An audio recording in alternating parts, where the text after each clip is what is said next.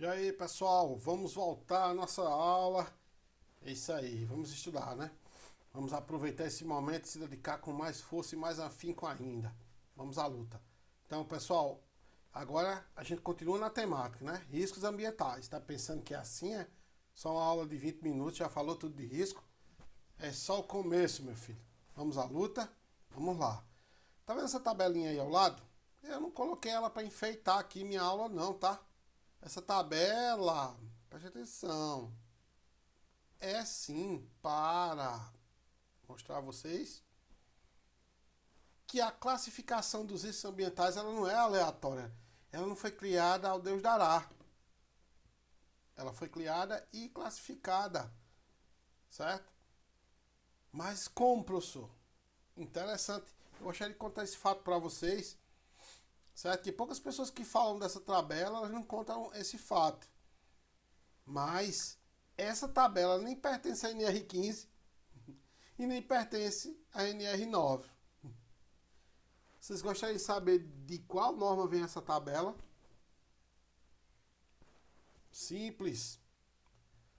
Quando ela foi criada e instituída pela portaria número 25 de 29 de dezembro de 1994, a tabela 1, anexo 5, ela nasce justamente para fundamentar e padronizar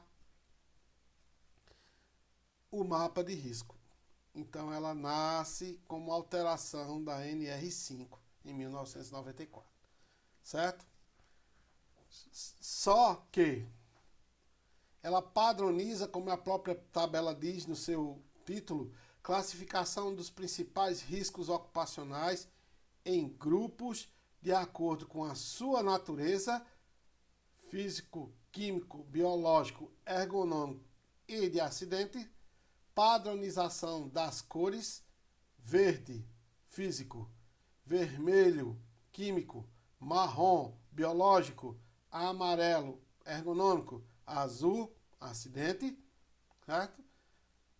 Para que normativamente fixa o padrão, o layout do mapa de risco, certo? E aí, por hierarquia normativa, nós usamos essa classificação para esclarecer para vocês que estão em fase de aprendizado o padrão e a classificação dos riscos ambientais. Você aprendendo isso agora, quando você for aprender mapa de risco na NR5, na CIPA, vai ser fácil. Aprenda uma coisa, o mapa de risco a gente aprende só para a gente confeccionar não, viu? Pô, técnico de segurança não confecciona mapa de risco não. Eu não vou nem entrar nesse mérito, só dando uma rebuscada, que eu sempre falo isso. É a atribuição da CIPA, tá lá na NR15. Quem quiser contestar, conteste a norma. Tá lá, atribuições da CIPA, confeccionar o mapa de risco. Agora, no curso de CIPA, quem tem que ensinar ao cipeiro a verdadeira elaboração do mapa é você, técnico, engenheiro, que vai ministrar o curso, certo?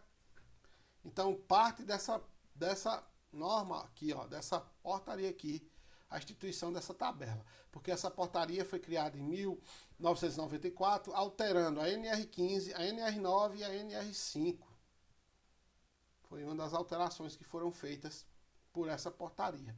E nasce e é usada até hoje a tabela 1 do anexo 5 da portaria 25, como base para a criação do mapa de risco e para estudo dos riscos ambientais. E aí a gente já vê classificadamente a exposição dos riscos. Está aqui, ó, todos expostos. Quando eu vou lá para a coluna verde dos físicos, o risco que eu citei anteriormente na outra aula: ruído, vibração, radiação ionizante, radiação com íons, ionizante, radiação solar, que pode causar câncer, radiação não ionizante, qual seria? Luz neon, certo? Que não causa, sua exposição não causa câncer. Frio, câmeras frigoríficas, né? O frio é constante. Calor, ou máquinas que emitem calor, entendeu? Calor da máquina. Pressões anormais, meu amigo, conversa com o mergulhador, que ele vai te dizer essa história do que é pressão anormal. Umidade, fala com o cara do Lava Jato lá, o menino que trabalha na Companhia de Água e Esgotos, e aqui na nossa Paraíba é Cagepa, ele vai te dizer o que é umidade. E outras situações que podem causar riscos físicos, certo? Aí a gente vai para o vermelho, que é a classificação dos riscos químicos. Poeiras, certo? Poeira química. Tem muita por aí, né? Sílica livre. Só exemplos limpos. O que é sílica, professor? Sílica não é nada mais, nada menos do que a poeira oriunda da areia, certo? Que pode estar presente em vários processos. Inclusive, o processo de jateamento, onde você pega a areia para jatear e dar aquelas fossos no vidro, né? Chamado processo de jateamento. É um processo altamente perigoso pela emissão de sílica, que é as partículas, né, de areia. Mas isso aí, vocês já estão aprendendo o que é. Fumos. Eita, professor, os fumantes aí, ó, tá tudo lascado, estão no risco químico. Não, calma, eles estão. Mas não é esse risco aí, não. Fumos metálicos. Fumos oriundos do processo de soldagem. Quando o cara aplica a solda, aquele vapor que reluz lá do processo de soldagem, aquilo ali a gente chama de fumos. Vocês já estavam pensando em outra coisa, né? Cuidado, viu? São fumos metálicos, oriundos do processo justamente de soldagem. Névoas e neblinas. Alguém aqui já se viu como se pinta um carro? Quando vocês olharem aí, procurem no YouTube processo de pintura. Vocês vão ver lá como o setor de pintura de uma concessionária, de uma indústria, desculpa, de automóveis é. Neblina pura, névoa, vapores orgânicos, inorgânicos, vapores emitidos, substâncias compostas de produtos químicos em geral. Tudo que for relacionado à química, produzido, oriundo do processo químico, então, meu amiguinho, está relacionado ao risco químico. Os aerodispersóides também estão dentro dessa classificação. Grupo 3, marrom, biológico. É um grupo que está em alta agora, né? Olha lá, quem é o primeiro que está ali no topo da lista. Risco vírus do nosso amigo Covid-19, biológico em alto grau. Bactérias, protozoários, fungos, parasitas, bacilos, príons, insetos nocivos e animais peçonhentos.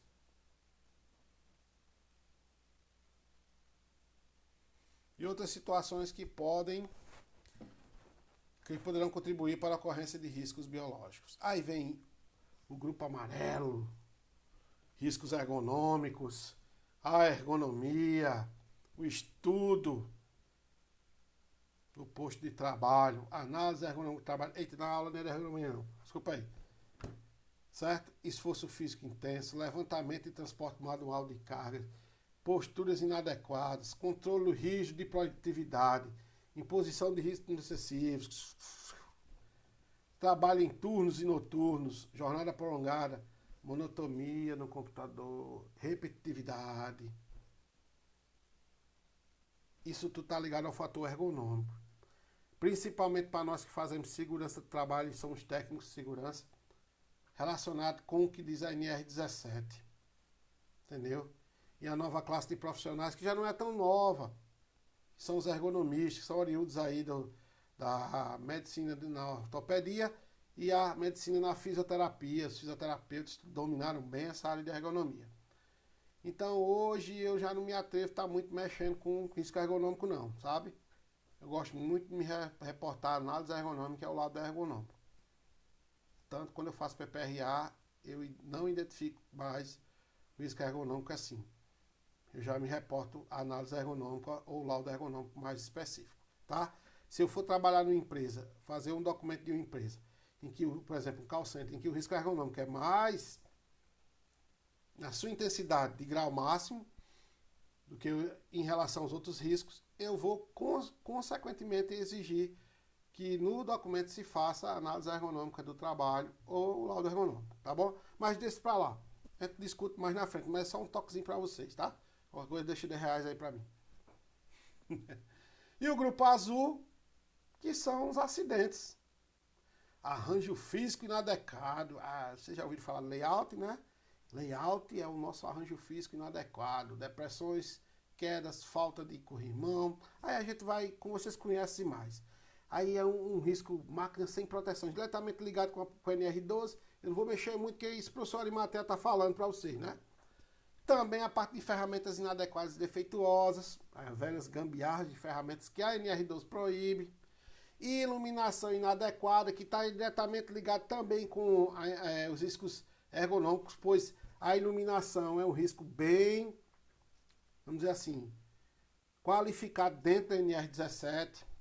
A eletricidade, os riscos elétricos, aí vem puxando a NR10, né?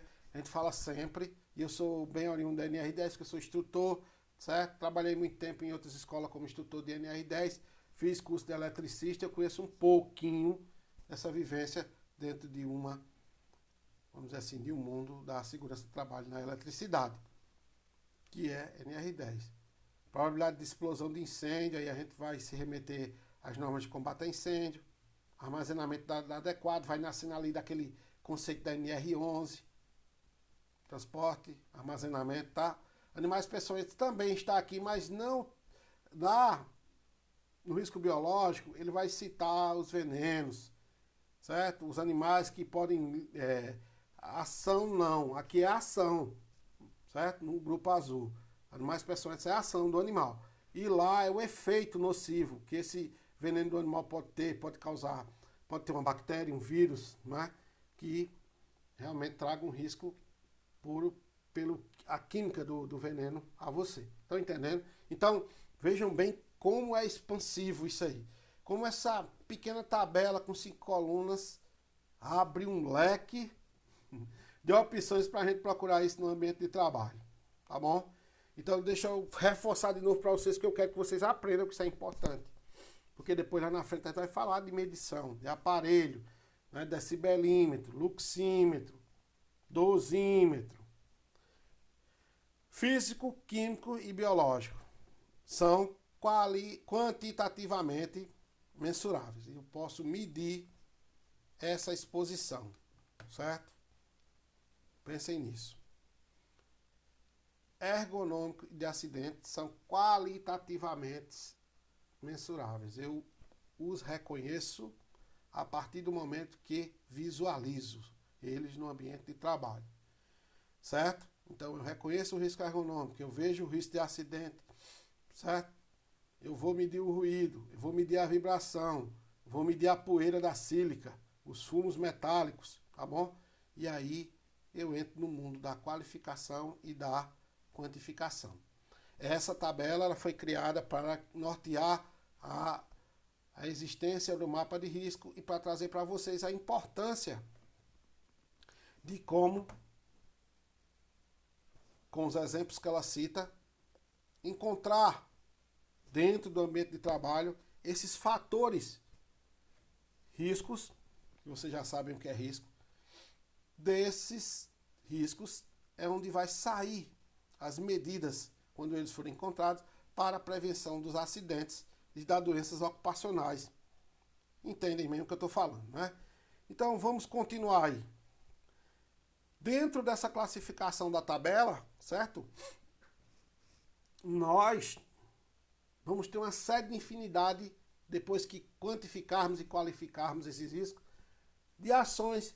E essas ações vão criar vários programas e documentações que dependem da mensuração completa desses riscos, para que a gente possa ter vamos dizer assim, o norte a seguir vamos dizer assim, na criação de um documento, tá bom? Quando eu vou projetar, fazer aquele documento. Desde o PCMSO, que aí é a medicina do trabalho, mas ela precisa, para fazer o PCMSO, dos dados do PPRA, ou que, seguindo aí, o que vem, o PGR, certo? Também o PCMAT, certo? Todos precisam da análise do risco. Até um PPP, perfil psicográfico presidenciário, para ser preenchido, ele tem que ter lá, ele tem nas suas colunas pedindo as medidas de proteção, coletivas ou individuais, que foram aplicadas, os riscos existentes, né? Porque o PPP é para quem vai para aposentado especial, o aposentado especial porque ele tem redução no tempo de aposentadoria, e andando mexendo por aí, mas ele ainda tem redução no tempo de aposentadoria por trabalhar num ambiente insalubre. E o que é que o PPP quer? Quer as medidas para saber se houve proteção ou não, ou se o cara ficou a vida toda exposta. Entendeu? Então, a mensuração desses riscos que vai me dar um programa. Como eu vou fazer um PPRA que vai virar programa de gerenciamento de risco? Se eu não sei nem o que é risco, se eu não sei nem o que é um risco químico, físico, biológico. E se eu vou estar no ambiente de trabalho, ei, bichinho, é poeira. Poeira de quê? É pó, poeira, é pó. Não, é sílica. Ah, professor, o que é pressão anormal? É quando a minha pressão está alta, é? É, meu filho. Pelo visto você não estudou direito, não. Esse tipo de pressão não é o que a gente está falando, não. É a pressão do ambiente, é a pressão de um vaso, é a pressão da profundidade para quem trabalha no mar. Então, se você não entender isso aí, como é que você vai fazer um programa? Muita gente diz, professor, não aprendi o PPRA. Eu digo, aprendeu a classificar risco, aprendeu a olhar e ver o risco do ambiente, aprendeu a saber que uma vibração ela tem que ser medida e que se mede a vibração de corpo inteiro ou por partes, porque depende da exposição do trabalhador, se ele trabalha com uma máquina que vibra para o corpo inteiro, uma PC200 para carregadeira, ou trabalha com a máquina que só vibra o braço dele, motorista de ônibus, trabalha ali na marcha, o motor de lado vibrando. Geralmente o motorista de ônibus está exposto à vibração. Então, no meu PPRA, se eu for fazer o PPRA de uma empresa de ônibus, eu vou excluir a vibração da exposição do motorista? Não. É difícil você ver isso, mas você só observa isso quando vai em campo, em loco, qualificando, vendo. Entendeu? E aí você vai aprendendo. Se você não, quero que vocês olhem essa tabela. Vejam, estudem-a, conheça. E depois, quando a gente tiver oportunidades práticas, identificar esses riscos no ambiente de trabalho. E aí a gente vai saber se eles são medíveis quantitativamente ou só qualitativos. Vai ficar bem mais fácil, tá? Prestaram bem atenção? Então, costuma-se falar muito de fases de hierarquia. Lá vem o professor de novo com hierarquia. Aí, professor da hierarquia. Mas calma. Fases. Vou falar de fases. No reconhecimento do risco, o pessoal ainda fala, essas fases são as fases do PPRA. Sim, mas o PPRA é o quê? Um programa de riscos ambientais. Então, é as fases de reconhecimento dos riscos. Então, a gente vai trabalhar com essas fases que eu vou citar para vocês agora.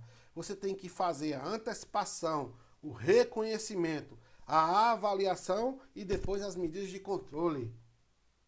Ah, professor, quanto é que eu me antecipo? Quando é que eu me antecipo? Quando você reconhece o risco antecipadamente. Entendeu? Faz a prevenção dentro do ambiente de trabalho. Olha, cara, ali tem um risco. Poxa, olha, esse cara tá trabalhando com solda. Tá soldando, não tem nenhuma proteção. Você viu, ó. Já tá se antecipando. Quando é que você reconhece? Tá trabalhando com solda, não tem nenhuma proteção. Olha lá os vapores, os fumos, a radiação não ionizante. Né? Poxa, você reconheceu. Vamos avaliar? Vamos. E aí, qualitativamente ou quantitativamente eu tenho que avaliar? Radiação, vapores, cara, quantitativamente. Nós vamos ter que usar uma bomba aí de gases químicos para medir. Né? E aí, os fatores vêm pensando na medida coletiva primeiro. E tem, professor, tem. Sistema de sucção para soldadores. Equipamento que eu vou mostrar a vocês na prática, que suga os fumos metálicos para que não chegue à área de... Lembra? Lembra do que eu falei no início? No outro vídeo lá? Fonte, trajetória, trabalhador. Bem, ó, tá vendo? É só você ir juntando os bloquinhos. Então o equipamento de sucção, ele quebra esse caminho. Porque antes de chegar no trabalhador, ele suga, retirando do ambiente e levando. Então, olha só, pensa nisso aí. E a gente deve batalhar. Mas a gente tem os nossos colegas engenheiros de segurança para nos ajudar nessa temática, tá? Então, antecipação, reconhecimento, avaliação e justamente as medidas de controle que eu acabei de citar. Então, essa é a hierarquia que eu vou falar, a hierarquia de antecipação, de prevenção dos riscos. Pensem nisso aí. Vocês devem trabalhar sempre com essa concepção. Lembrando disso no ambiente de trabalho. Tem gente que pula, né? Eu já falei, já olha para o controle. Ah, ele tá... Vamos mudar a máscara para ele logo e pronto. Nem mede, não sabe nem a concentração, o limite de tolerância que está ali. Já vai logo jogando a máscara. Toma aí. Aí você olha, poxa, perfeito. Quando vai chegar lá que mede, aquela máscara nem adianta. Tá errado. Perdido. Falho. Cabe ação na justiça, cabe embargo, interdição. Bom, eu não vou chegar por aí que não é hora de perícia, né? Nem é hora de NR3 de embargo e interdição. Mas aí, quem é o principal culpado desse erro? É só a empresa? Você. Tá fazendo segurança errada. Meia sola. Entendeu? A gente vai continuar depois com mais aulas dentro dessa concepção. Lembre do que eu falei para vocês. Leiam, releiam essas aulas. Vamos dar uma lidinha na NR15, no que eu puxei, na NR9, no que eu falei. Quero que leia essa tabelinha aqui, tá? Que eu vou disponibilizar para vocês. Coloquem na cachola de vocês os riscos ambientais, que aí a gente vai caminhando para estudá-los uns a um dentro dessa disciplina, tá bom? E aí a gente vai justamente caminhando dentro do ambiente de trabalho na concepção da prevenção dos riscos ambientais. Grande abraço a todos, futuros técnicos de segurança do trabalho. Conto com vocês. Vamos à luta, vamos estudar. Valeu, tchau.